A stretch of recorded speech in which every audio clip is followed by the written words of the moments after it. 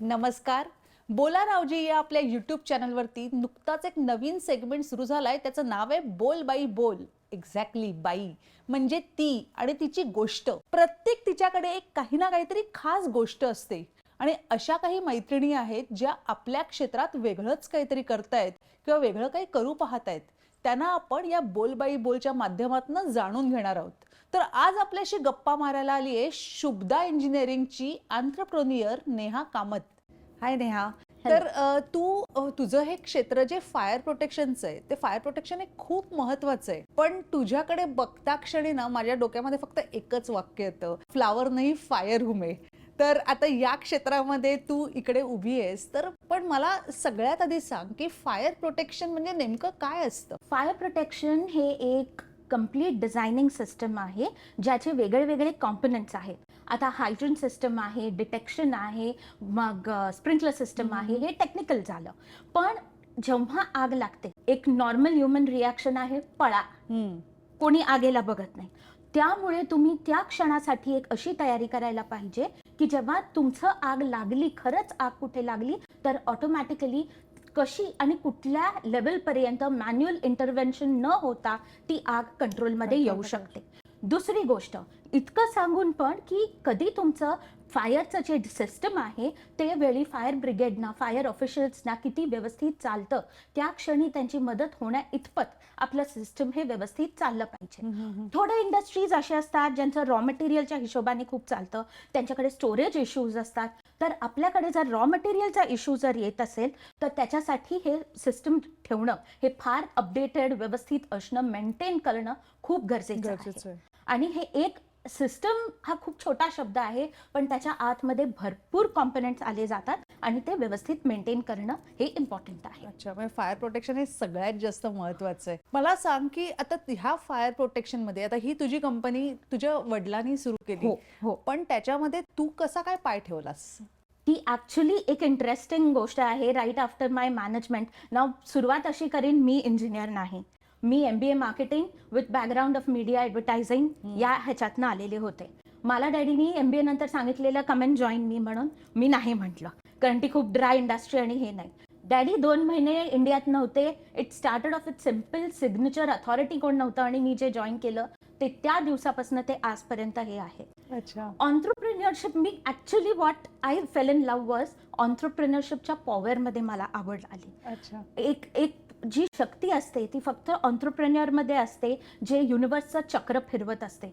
To create opportunities, to create jobs, to एक चक्र फिरत असतं, ते फक्त शक्ती त्या ऑन्ट्रप्रेन्युअरमध्ये असते.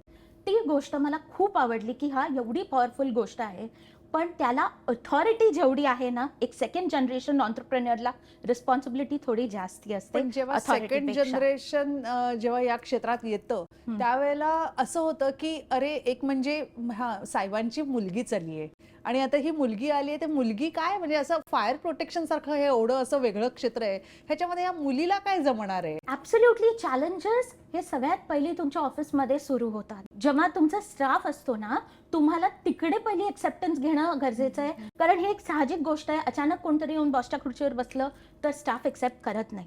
ऑल्दो आय एम ब्लेस्ड, माझी टीम अत्यंत मला नेहमी सपोर्ट करत आलेली आहे, हे आहे. पण त्याच्या आतमध्ये हे सगळ्या गोष्टी इम्पॉर्टंट असतात की तुम्हाला त्यांना पहिली तो ट्रस्ट, त्यांना बिलीफ हे करून देणं की आम्ही भलेही थोडा काम करायचा सलीका वेगळा आहे किंवा थोडं काहीतरी वेगळं असेल, पण ते जे ऑनेस्टी म्हणतात ते आमचे विश्वास, आमचं संस्कार, हे जे आहे ते अगदी सेम आहे. तो ट्रस्ट जेव्हा त्यांना होतो ना की हां आपण सेफ आहोत, बॉस जरी बदलला तरी आपण सेफ आहोत, ती गोष्ट मग देअर यू विन. यामध्ये मला आणखीन एक असा प्रश्न विचारायचा आहे तुला की आता फायर प्रोटेक्शन हे खूप महत्वाचं असतं क्लायंटसाठी पण. हो. सो त्यावेळेला तू जेव्हा अचानक नव्याने इकडे आलीस आणि तिकडे तुझ्या बाबांची कंपनी आहे, पण तरी तुझ्या हातामध्ये सूत्र देताना लोकांना, कारण फायर प्रोटेक्शन ही अशी गोष्ट आहे की ती सेफ्टीशी निगडीत आहे, तर तुला एक्सेप्टन्स कसा केला आणि तू तुझा विश्वास कसा कमावलास? ते पहिली जे मी म्हटलं ना 2 महिने कंट्रीमध्ये डॅडी नव्हते, त्या ह्याच्यामध्येच माझे सगळे रिलेशन ॲक्च्युली बनलेले आहेत. मी फर्स्ट ह्याच्यामध्ये काय आहे, पहिली जो सेकंड जनरेशन ऑन्ट्रप्रेनर असतो ना, इगो नावाची गोष्ट कधी ठेवायची नाही. कारण आम्ही जे शिकतो स्टार्टिंग सगळ्यात लोएस्ट लेवल बरोबर शिकायला सुरू करा, कारण जेवढे चॅलेंजेस, जितके प्रॉब्लेम्स आणि जितकं प्रॅक्टिकल नॉलेज एक लेबरर किंवा एक वर्करला असतं तितकं मॅनेजरला पण नसतं, कारण यू डोंट अंडरस्टँड काय त्याचे खरे न्यूएन्सेस आहेत किंवा काय प्रॉब्लेम्स तिकडनं फेस होतो. मी अक्षरशः, कारण तुम्ही इमॅजिन करा एक ॲडव्हर्टायझिंग ब्रीफ क्रिएटिव्स या इंडस्ट्रीमधून सरळ पाईप स्प्रिंकलर फिटिंग्स ही गोष्ट मला माहीत पण नव्हती की काय आहे, कसं दिसतं, कसं ते आणि काय आहे ही गोष्ट मला माझ्या लेबररनी मॅडम हे बघा हे असं आहे हे शिकलं. तुम्ही जेव्हा हे शिकाल, कारण अल्टिमेटली काय असतं माहिती आहे, बॉस होणं खूप सोपं आहे, पण ती कंपनी पुढे घेऊन जाणं, तुमच्या स्टाफची एंटायर स्टाफची जबाबदारी घेणं. अचानक तुम्ही अक्रॉस द इयर्स एक 5 वर्षामध्ये तुम्हाला हा फरक जाणवतो की तुम्ही फक्त तुमच्या किचनचे नाही, तुम्ही 30 किचनला जबाबदार आहात. नक्कीच. त्यांचे चालले पाहिजेत, त्यांचे आयुष्य हे केली पाहिजेत. आणि तुम्ही जेव्हा मोठे होता ना, एक गोष्ट आहे, ऑन्टरप्रेन्युअर जेव्हा मोठा होतो ना, त्यांनी आपल्याबरोबर आपल्या स्टाफला पण मोठं करणं खूप गरजेचं आहे. अगदी अगदी. त्यांनी जेव्हा वेन यू आर ग्रोईंग त्यांना पण मोठं करा. आज माझ्या स्टाफमध्ये कितीतरी अशी माणसं आहेत ज्यांची 18 वर्षाची मुलं झाल्यानंतर त्यांचे ITR रिटर्न्स मी फाईल करायला लावलेत, सो दॅट त्यांना लिगली त्यांना कळू दे नॉलेज काय. And all of them are growing. सगळे हे आहेत, खुश आहेत, आपल्या लाईफमध्ये फर्म आहेत. That gives you the real happiness and the culture. माझ्या डॅडींचं कल्चर हे आहे कंपनीला, जे मी फॉलो करते. क्या बात आहे. एक्झॅक्टली काय करता तुम्ही फायर प्रोटेक्शन? फायर प्रोटेक्शनमध्ये आम्ही डिझायनिंग करतो, आम्ही सिस्टम इन्स्टॉल करतो. इन्स्टॉलेशन नंतर मेंटेन करणं एक नंतर हे आहे. मेंटेन आम्ही 1 वर्ष झालं आपलं इन्स्टॉलेशन म्हणजे नंतर मेंटेन करणं खूप गरजेचं आहे ना? गरजेचं आहे. मग ते आम्हाला मेंटेनन्स आम्ही घेतो आणि त्याच्यानंतर मेंटेनन्सची एंटायर जबाबदारी ही आमची असते. एव्हरी मंथ आमची टीम जाऊन तिथे सिस्टम व्यवस्थित आहे का नाही हे बरोबर. चेक कर. Because at the end of the day काय होतं, जेव्हा तुम्ही घेता 50% त्या सिस्टमची जबाबदारी आमची असते. बरोबर त्यामुळे ही दर ह्याच्यामध्ये काळजी घेणं फार गरजेचं आहे. बरोबर आहे. ते आम्ही करतो. मग कधी असे प्रसंग घडलेत का की आणीबाणीचे प्रसंग आहेत आणि तुला तिकडे अचानक धावावं लागलंय, असं कधी झालंय? आम्ही एमर्जन्सीमध्ये हँडल नाही करत, बरं. एमर्जन्सी इंडस्ट्री नाही. पण हो, खूप वेळा असे अनुभव एक एकदा येतात. आम्ही अगदीच एक खोपोलीला 1-2-3 महिन्यामागे एक साईटवरती सिस्टम इन्स्टॉल केलं. इन्स्टॉल करून आमची कमिशनिंग झालं होतं, ट्रेनिंग पण झाली होती आणि अगदी 2 दिवसात बाजूच्या कंपनीमध्ये आग लागून हो. आमचं system, but we are glad की आमचं सिस्टम घेऊन, आमचे त्या लोकांनी घेऊन त्यांची आग विझवण्यात आली. आणि तेव्हा त्यांना कळलं की आमचं सिस्टम किती साऊंड आहे किंवा किती आहे. 1 वर्ष सिस्टम चालतात, पण 25-30 वर्षानंतर पण हे सिस्टम चालणं, देन इट शोज की तुमचं सिस्टमची हेल्थ काय आहे आणि किती सिस्टम हे आहे. बरोबर. कारण काय होतं, फॅक्टरीजमध्ये जर कधी आग लागली काही असेल, परत फॅक्टऱ्यांना उभं करणं आणि परत त्या लेवलवरती जाणं, ज्या लेवलवर तुम्ही होता, खरंय. ते कठीण आहे. कठीण आहे. खूप बरोबर. कंपन्या उठू शकत नाहीत बरोबर. त्याच्यानंतर, मग जेवढा होतं. त्यामुळे it is like a common calculation की जर तुमचं टर्नओव्हर क्रोर्समध्ये आहे, when you are so sound, why not spend some little more on the fire thing. Exactly it exactly. And which is mandatory. कारण माहिती आहे आम्ही वेगळ्या वेगळ्या मेंटॅलिटीज पण हँडल करतो अच्छा. क्लायंट्सच्या. म्हणजे कशा? म्हणजे हमारे पास तो इंश्योरेंस है मैडम, हमको जरूरत नहीं है, मग हमको क्यों अभी आग तो कभी कभी लगता है. हे अशा गोष्टी पण खूप आम्ही फेस केलेत. ऐसा क्यों बोलने का की ऐसा आग लगेगी? लगेगा. अगर मी म्हटलं हम बिझनेस ओपन करके बैठे हैं, बट देन काय असतं, कधी कधी त्यांना हे पण सांगावं लागतं की इन्श्योरेंस है, बहुत अच्छी बात है, पर इन्श्योरेंस के लिए पेपर्स भी करेक्ट होना जरूरी है. त्यामुळे ते फॉर्म्स, त्यांचे डॉक्युमेंटेशन जे आम्ही सही करतो ना, इट्स अ लॉ आहे. फायर इंडस्ट्रीनी, फायर डिपार्टमेंटनी जो लॉ केलेला आहे, बरोबर. तुम्हाला त्या लॉला अबाईड करणं फार गरजेचं अगदी आहे. खरंय, अगदी खरंय. मग हे खूपच टेक्निकल फील्ड आहे आणि या फील्डमध्ये तू आज आलीस म्हणजे काही नसताना, म्हणजे ऍक्सिडेंटली आलीस असं म्हणायला हरकत हो. नाही, पण ऍक्सिडेंटली आलीस ते ऍक्सिडेंट्स पासून लोकांना वाचवण्यासाठी. आणि आज हे टेक्निकल सगळं अभ्यास करत करत म्हणजे मला वाटतं आपण विथ द फ्लो शिकतो, नाही का? हो. आणि एक तुमचं- मुलगी म्हणून त्याच्यामध्ये काय ॲडिशनल गोष्टी असतात का की मी अजून काहीतरी वेगळं, एक संवेदना वेगळी असते का त्या स्त्रीची? मुलगी म्हणून ॲज सच असं मी वेगळं एक्स्ट्राऑर्डिनरी काही नाही.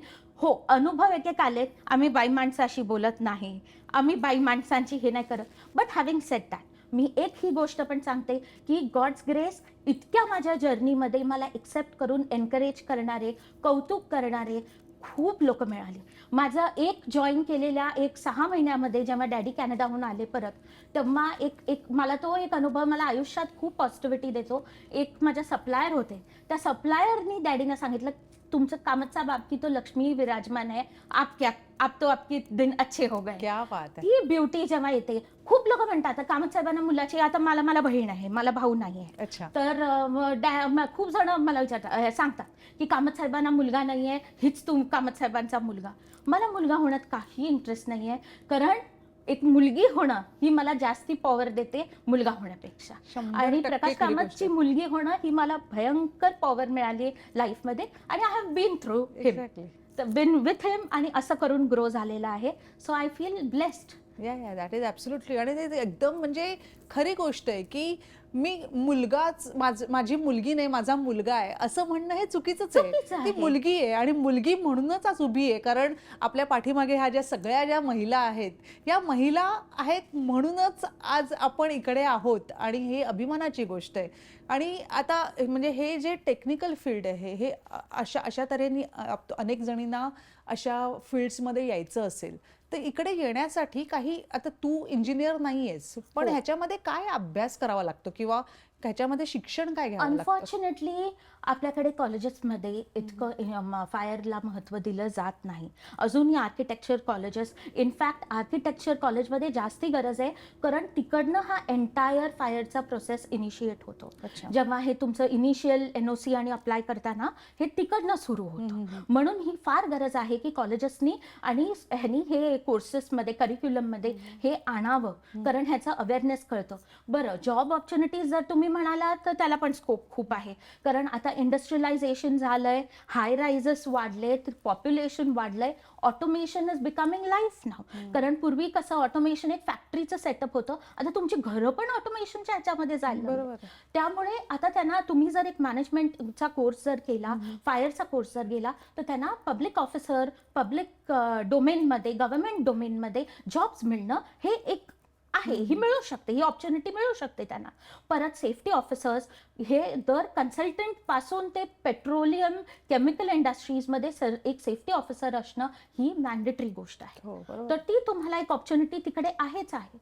त्यामुळे सेफ्टी ऑफिसर्स, आणि या नजरेने जर तुम्ही बघाल, इवन खूप कमी लोकांना माहिती आहे, हाय रायझर्स जे आहेत ना, तिथे एक सेफ्टी ऑफिसरनी असणं फार मॅन्डेटरी आहे. बरोबर आहे. ती एक रूल आहे, पण ते खूप कमी लोकांना माहिती आहे. पण अशा सगळ्या ऑपॉर्च्युनिटीजमध्ये तुम्हाला स्कोप आहे, आणि हे ॲक्च्युली अनफॉर्च्युनेट आहे की अजून अवेअरनेस इतकं आलेलं नाही, किंवा अवेअरनेस कमी होतं. ॲक्च्युली लहान मुलांना जर तुम्ही याचा हिस्सा केला स्कूल्समध्ये, अवेअरनेस ह्याच्यामध्ये, लहान मुलांचं कसं असतं, कारण इन डेस्परेट टाइम्स आग खरंच लागली, लहान मुलांना स्वतःची रिस्पॉन्सिबिलिटी असते फक्त, दे डोंट हॅव 100 रिस्पॉन्सिबिलिटीज. बरोबर आहे. जेव्हा आपल्या मोठ्यांना जो आपल्या डोक्यामध्ये 100 विचार येतात, हे काय करू आणि ते काय करू. त्यामुळे किती लोकांच्या वेळी हे होतं की हे अवेअरनेसमुळे लहान मुलांच्या ह्या समजुतीमुळे या गोष्टी सिच्युएशन कंट्रोलमध्ये आलेल्या आहेत. आणि अशा खूप घटना पण घडल्या आहेत, घडलेल्या जिकडे लहान आहेत. मुलांच्या एका हा. गोष्टीमुळे. हो, त्यामुळे स्कूल्समध्ये अवेअरनेस आणा तुम्ही है ना, कॅम्प्स हे करा. त्याच्यामध्ये आता मध्यंतरी गव्हर्नमेंटनी इन्सिस्ट पण केलं होतं की तुम्ही ट्रेन करा, फायर असोसिएशन्स जे आहेत ना, तुम्ही ट्रेन करा लोकांना, ज्याच्यामुळे लोकांना एक ऑन साईट, ऑन प्रॅक्टिकल त्यांना एक्सपोजर मिळेल, and that's how they can learn कसं आहे फायरचं. बरोबर. पण आता मला सांग की तू आता या इंडस्ट्रीमध्ये आहेस, त्यामुळे तुला माहिती आहे की खरं म्हणजे प्रॅक्टिकली किती आपल्याकडे फायर सेफ्टी पाळली जाते? आय वुड से हळूहळू अवेअरनेस येतं आहे इंडस्ट्रीजमध्ये, कारण माझं प्रिडॉमिनंट क्षेत्र हे इंडस्ट्रीज आहे. लोकांना कळतात. काय होतं, आता सेकंड जनरेशन जेव्हा येतं ना, लोक जेव्हा पीपल सिट अंडरस्टँड काय आहे बाबा, हे किती प्रॉब्लेम होऊ शकतो, काय आहे, त्यावेळी हे सगळे डिसिजन्स घेतले जातात.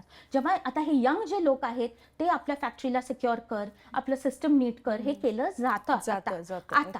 त्यामुळे आता हे जे आता जो तुम्ही फूड इंडस्ट्री असाल, तुम्ही पेंट केमिकल इंडस्ट्री असाल, काय असेल, तर त्याच्या आतमध्ये हे सगळ्या गोष्टी आता केअरफुली अवेअरनेस हळूहळू येत आहे. आता मिक्स्ड आहे मी म्हणेन. आय वोंट से की खूप निगेटिव्ह आहे, पण इट्स अ मिक्स आहे. आणि मग आता म्हणजे आता तू जेव्हा या इंडस्ट्रीमध्ये वावरतेस त्यावेळेला अशा काही घटना घडल्या आहेत का की तू फायर सेफ्टी त्यांनी केली नाही, पण ज्यावेळेला तू त्यांना सांगितलंस आणि ते कुठच्या तरी हॅझार्डपासून वाचले, असं कधी झालेलं आहे? आम्ही हॉटेल्समध्ये जातो ना, ही खरं सवय माझ्या डॅडींमुळे आम्हाला लागलेली आहे. हॉटेलमध्ये एक रेस्टॉरंट लिंकिंग रोडवरती, अजूनही आम्ही तिथे गेलो कधी, एक साधीशी गोष्ट, और इवन फॉर दॅट मॅटर आमची स्वतःची बँक ती पण आहे, फायर डोअर बंद करून लॉक करून ठेवण्याची पद्धत आहे. So people don't even know की ते फायर डोअरला लॉक करून नाही ठेवायचं आहे, कारण जेव्हा तुम्हाला आग लागली माणसं पडणार कुठे. खरंय. पण ही गोष्ट, त्यामुळे मॉक ड्रिल्स केले पाहिजेत पब्लिक प्लेसेसमध्ये. मॉक ड्रिल्सचा तुम्ही हिस्सा करा. आता जर मॉल्समध्ये, आणि इफ यू डू दॅट, एक जनरल अवेअरनेस येतं लोकांमध्ये. बरोबर आहे. त्यामुळे असं पण झालेलं आहे, आम्ही ॲज सिम्पल ॲज दॅट, किंवा कधी आमचं एक पंपचं जे technical, that is more technical, पंपचं इन्स्टॉलेशन नीट आहे का नाही, हे सगळ्या गोष्टीमध्ये पण बघण्यामध्ये पण आम्ही खूपदा हे केलं. पण ते बघितलं पाहिजे ना. बघितलं पाहिजे. आणि पण काय होतं, आय से टेल यू, आमच्याकडे असे पण क्लायंट येतात जे मध्य रस्त्यावर हरवलेले असतात, की आमचं बाबा आता असं झालंय, फायर ऑफिसरनी आम्हाला गव्हर्नमेंटनी परमिशन देत नाही म्हटलंय, काय करणार, काहीतरी चुकलंय. तुम्ही जेव्हा एक इंडस्ट्रीमध्ये तुम्ही हे करताना, तेव्हा तुमचं सिस्टम जे आहे करायचं तयार, तुमचं स्वतःच्या कंपनीच्या कोर सिस्टममध्ये तुम्ही त्याला सिस्टमला बसवायला बघता. त्यामुळे इट इज व्हेरी नेसेसरी की तुम्ही एक चांगल्या एजन्सीला एक प्रॉपर करेक्ट डिझायनिंग सिस्टम तयार करा फ्रॉम द इनिशियल स्टेजेस. म्हणजे मध्यंतरी जेव्हा एक चुकलेली गोष्ट असते ना, because already when you are on the wrong route, तुम्हाला नवीन परत सुरू करायला तुम्हाला सुरुवातीपासून it is financial loss, time जातो तुमचा, आणि it is not easy as well. That is true. When somebody is saying, then you need to understand की हे काय आहे म्हणून. बरोबर आहे. कारण थोड्या लोकांची वृत्ती असते, आता आय एम व्हेरी ज्युनियर, पण जेव्हा माझी टीम जाते, सिनियर लोकांची टीम जाते, त्यांना पण शिकवायला सुरू करतात, की तेच त्यांना शिकवायला चालू करतात की अरे ऐसा नाही है. मग that time you state understand की तुम्ही आम्हाला त्यावेळेला त्यांना वाटतं आम्ही आगीशी खेळतोय. पण आगीशी खेळणं म्हणजे काय असतं हे जेव्हा तुमची सिस्टीम फेल होते तेव्हा तुम्हाला खरं कळतं. You may not like us, fire protection people, you may not like us, but you cannot ignore us. ही अशी इंडस्ट्री आहे. बरोबर आहे. आम्ही मॅन्डेटरी झालोय. त्यामुळे तो असा प्रकार आहे. पण हा तुम्ही understand, but with time I would say people are changing the perspective. लोकांची मतं बदलत आहेत, आणि as a now people are getting educated. त्यांना तुझ्या बाबांनी कधी या क्षेत्रामध्ये सुरुवात केली? ऑलमोस्ट सम 30 इयर्स अगो. 30 इयर्स पासून एक आहे ते. He was always in the industrial line only. पण हे फायर प्रोटेक्शनचं जे आहे ना, so he is there almost 30-35 years now. Okay. मग त्यांनी जेव्हा सुरुवात केली ते, आणि आता तू त्याच्यामध्ये जेव्हा लक्ष घालायला लागलीस आणि तू आता पूर्ण शक्तीनिशी या इंडस्ट्रीमध्ये एंटरप्रेन्युअर म्हणून उतरलीस, त्याच्यामध्ये काय फरक वाटतो तेव्हाचं आणि आत्ताचं? सी, हॅव्हिंग सेड दॅट, मी एक गोष्ट तर 100% सांगेन, it was little easy for मी. कारण माझ्या डॅडीनी जो विश्वास कमावलेला इंडस्ट्रीमध्ये, जे त्यांचं रिलायन्स जे होतं ते मला मिळालं, की हां बाबा हे कळलं, ये कामत साहब की बेटी है तो ये ऐसे ही करेगी. बट जेवढं एक नवीन ऑन्टरप्रेन्युअरला असतं ना, त्याच्यापेक्षा डिफिकल्ट आम्हाला असतं टू अंडरस्टँड. कारण कॉन्स्टंट कंपॅरिझन्स होत असतात. हे पिताजी देखो कैसी है, बेटी देखो कैसी है, हे कंपॅरिझन होत असणार. तुम्हाला तुमचं नवीन पर्स्पेक्टिव्ह जुन्या सिस्टममध्ये जाऊन घेऊन एक्सेप्ट करावं लागतं. You cannot change what my father has done. तुम्हाला चेंज नाही करता येत. तुम्हाला त्याला घेऊन समोर जाऊन तुम्हाला जावं लागतं. त्या गोष्टींमध्ये आम्ही आल्यानंतर बऱ्याच गोष्टी, कारण I made little more disciplines. Orders कशा जातात किंवा किती आता येतात, आणि त्याचे आमचं सॉफ्टवेअर, बिलिंगचं सॉफ्टवेअरपासून सगळं चेंज झालं. त्याच्यानंतर थोडं ऑर्गनाईज तरीक्याने करायला चालू झालं, कारण आमचं वर्कलोड वाढलं. आणि Wien you know, it makes a very big difference when a family member joins the company. कारण काय असतं, तेवढं त्यांना डॅडीना सपोर्ट आला की ओके, हा लोड शेअर होतो ना, आणि आपल्या घरातल्या माणसाबरोबर. आणि काय झालं, माझं I was not even a qualified engineer, म्हणून डॅडीने विचारच केला नव्हता की मी कधीतरी ही इंडस्ट्री जॉईन करेन. ही always saw me entering media. पण आता त्याच्यानंतर मी हे जेव्हा हा टर्न आला, it was a good turn. त्यांना ते मिळालं. आणि मी जॉईन केलेल्या जवळजवळ 3-4 वर्षात GST आलं. GST changed everything. A complete way of thinking and complete way of maintaining your records. Everything changed with GST. आणि GSTचा तर मी स्वतः बसून अभ्यास केलेला आहे. GST जेव्हा आलं तेव्हा I to literally sit with books, आणि मी करायचे. कारण काय, at that point of time I had 2 accountants with me, a very good CAs. म्हणजे I feel blessed to have such people around me. But मला एक गोष्ट माहीत होती, हे नवीन आहे, काहीतरी मिस्टेक्स होणार, and I didn't want to blame anybody. त्यामुळे मला शिकणं गरजेचं आहे. आणि I would say every entrepreneur when you enter any office, even second generation, first generation असेल, first take the cracks of accounts with you. Accounts खूप गरजेचं. Marketing तुम्ही 20% कमी करा, काही प्रॉब्लेम होणार नाही. जेव्हा माझं जीएसटीचं रेकॉर्ड चेक करायला क्लायंट लॉग इन करतो ना, की बाबा एव्हरी मंथ हे आहे, that itself is doing marketing. बरोबर आहे. त्यामध्ये माझं मार्केटिंग होत चाललंय की okay, that shows my company's character. आणि my have made it a point की माझ्या कंपनीचं GST record is spotless clean every month. ते मी एक माझ्या हातामध्ये कंट्रोल ठेवते जीएसटीचा त्याच्यामध्ये. त्यामुळे these all things are very important. ते जीएसटी आल्यानंतर तर अकाउंटचं चेंज झालं.